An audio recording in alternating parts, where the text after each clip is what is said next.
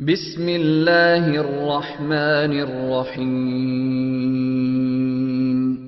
തിരുസുന്നത്ത് ജമാഅത്തിന്റെ ലോകജാലകം, Sunni global voice എന്നും മുസൽമാന്റെ നെഞ്ചകം.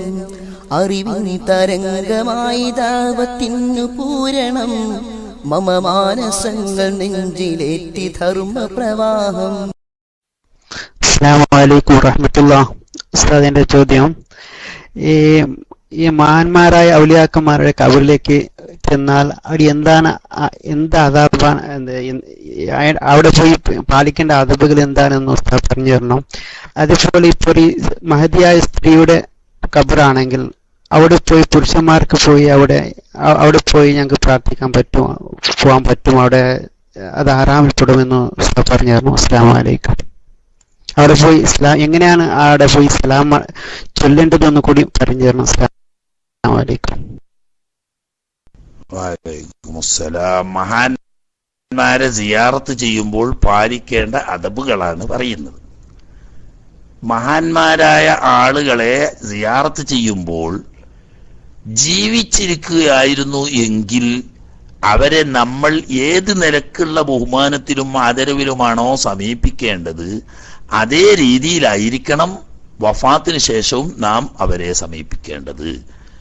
അത് ഇന്നലെ നമ്മൾ പറഞ്ഞല്ലോ. ബഹുമാനപ്പെട്ട മഹദി ഉമ്മുൽ മുഅ്മിനീന ആയിഷ റളിയല്ലാഹു തആല അൻഹ തിരുനബി സല്ലല്ലാഹു അലൈഹി വസല്ലമ തങ്ങൾ മറമാടപ്പെട്ടതിന് ശേഷം ആ ഭാഗത്തേക്ക് പ്രവേശിക്കുമ്പോൾ സാധാരണ വീട്ടിൽ ഉപയോഗിക്കുന്ന വസ്ത്രങ്ങൾ ധരിച്ചുകൊണ്ട് തന്നെ അവിടെ എത്തുമായിരുന്നു എന്നും, പിന്നീട് അവരുടെ പിതാവായ സിദ്ദീഖുൽ അക്ബർ റളിയല്ലാഹു അൻഹുവിനെ മറമാടപ്പെട്ടതിന് ശേഷം അതേ രീതിയിൽ തന്നെ, അതിനവർ പറയാണ്, ഒന്ന് എന്റെ ഭർത്താവാണ്, ഒന്ന് എന്റെ പിതാവാണ്, അവിടെ പ്രത്യേകം ഹിജാബ് പാലിക്കേണ്ട ആവശ്യമില്ല, സാധാരണ വീട്ടിൽ ധരിക്കുന്ന വസ്ത്രം മതി. പിന്നീട് ഉമറുൽ ഫാറൂഖ് റളിയല്ലാഹു തആല അൻഹു തങ്ങളെ സമീപത്ത് മറമാടപ്പെട്ടതിന് ശേഷം പൂർണ്ണ ഹിജാബ് പാലിച്ചുകൊണ്ടല്ലാതെ ആ ഭാഗത്തേക്ക് ഞാൻ പ്രവേശിച്ചിരുന്നില്ല, കാരണം ഉമറുൽ ഫാറൂഖ് റളിയല്ലാഹു തആല അൻഹുവിനെ പരിഗണിച്ചുകൊണ്ട്.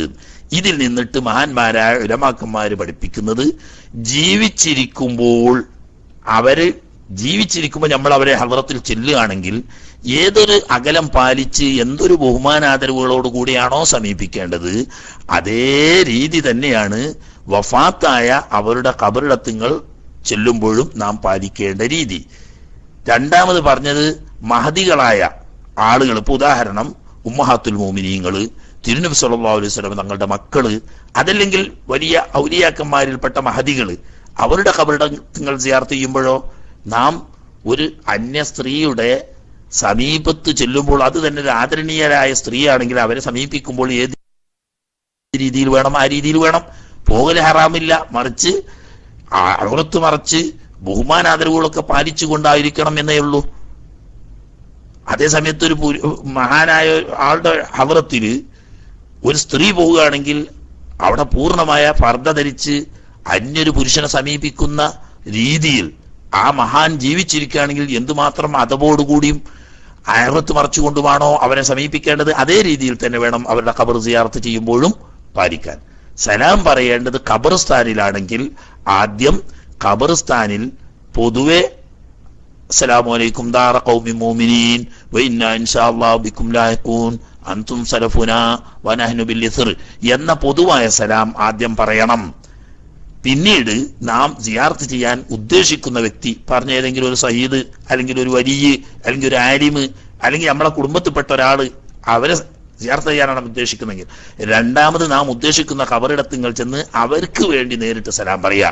ഉദാഹരണം, അസ്സലാമു അലൈക യാ റസൂലല്ലാഹ്, അല്ലെങ്കിൽ അസ്സലാമു അലൈക അയ്യുഹൻ നബിയ്യു വറഹ്മത്തുള്ളാഹി വബറകാതുഹു, അസ്സലാമു അലൈക യാ സയ്യിദനാ അബീ ബക്കർ സിദ്ദീഖ് ഖലീഫത്ത് റസൂലില്ലാഹി സ്വല്ലല്ലാഹു അലൈഹി വസല്ലം, അസ്സലാമു അലൈക യാ ഉമറുൽ ഫാറൂഖ് അമീറുൽ മുഅ്മിനീൻ ഖലീഫത്ത് റസൂലില്ലാഹി സ്വല്ലല്ലാഹു അലൈഹി വസല്ലം എന്നിങ്ങനെ ഈ രണ്ടാമത് പറയുക. ആദ്യം പൊതു ഖബർസ്ഥാനിലാണെങ്കിൽ ആദ്യം ചെല്ലുമ്പോൾ അസ്സലാമു അലൈക്കും ദാറ ഖൗമിൻ മുഅ്മിനീൻ വ ഇന്നാ ഇൻഷാഅല്ലാഹു ബിക്കും ലാഹിഖൂൻ എന്ന പൊതു സലാം പറയുക. രണ്ടാമത് നാം സിയാറത്ത് ചെയ്യാൻ ഉദ്ദേശിക്കുന്ന ആ ഖബറിടത്തുകൾ ചെന്ന് അവർക്ക് പ്രത്യേകം സലാം പറയാം. പാപ്പാക്കാണെങ്കിൽ അസ്സലാമു അലൈക യാ അബീ, ഉമ്മാക്കാണെങ്കിൽ അസ്സലാമു അലൈക യാ ഉമ്മി, അസ്സലാമു അലൈക യാ സൗജത്തി, അല്ലെങ്കിൽ അസ്സലാമു അലൈക യാ ഉഖ്തി എന്ന് ഇനിയിപ്പോ അറബി കിട്ടൂല എന്ന് പറഞ്ഞിപ്പോ ഞാൻ ഇറങ്ങാറാണ്ട. പിതാവായിട്ടുള്ളവരെ അസ്സലാമു അലൈക്കും, പ്രിയപ്പെട്ട ഉമ്മ അസ്സലാമു അലൈക്കും എന്നതുപോലെ നാം ഉദ്ദേശിക്കുന്ന ആ മഹാനെ വിളിച്ചുകൊണ്ട് അവർക്ക് രണ്ടാമത് സലാം പറയാം. ആദ്യം പൊതു സലാം പറയുക, രണ്ടാമത് നാം സിയാറത്ത് ചെയ്യാൻ ഉദ്ദേശിക്കുന്ന അവരെ സലാം പറയുക. അതിനുശേഷം ബഹുമാനപ്പെട്ട ഇമാം ഷാഫി റളിയല്ലാഹു തആല അൻഹു തങ്ങൾ പറഞ്ഞത്, നമുക്ക് സൗകര്യപ്പെടുന്ന ഖുർആനിൽ നിന്നിട്ട് അവന് സൗകര്യപ്രദമായത് ഓതുക. ഹത്തോതാൻ കഴിയുന്നവൻ അങ്ങനെ ഓതുക, യാസീൻ ഓതാൻ കഴിയുന്നവൻ അങ്ങനെ ഓതുക, ഇഖ്ലാസ് മുഅവ്വിദത്തൈൻ ഓതാൻ കഴിയുന്നവർ അങ്ങനെ ഓതുക. അതൊന്നും ഇല്ലെങ്കിൽ ഫാത്തിഹ സൂറത്തിനെങ്കിലും ഓതുക, അവനവനോട് കഴിയുന്ന ഓതുക. സുന്നത്താണെന്നാണ് ഇമാം ഷാഫി റളിയല്ലാഹു തആല അൻഹു പഠിപ്പിച്ചത്. ഓക്കെ.